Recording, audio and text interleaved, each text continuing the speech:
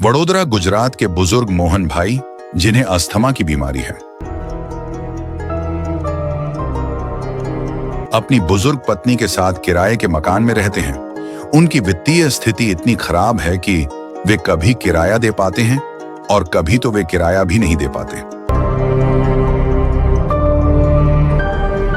इनका कमाने वाला कोई नहीं है।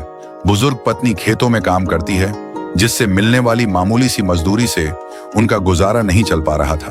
તમે કામ શું કરો છો બેન? ખેતરનું કામ કરો છો?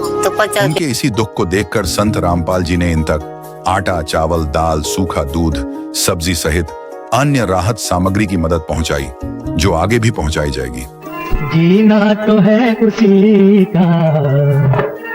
ये मदद देख मोहन भाई का कहना है कि संत रामपाल जी तो हमारे लिए भगवान के रूप में आए हैं। ભગવાન આયા છે।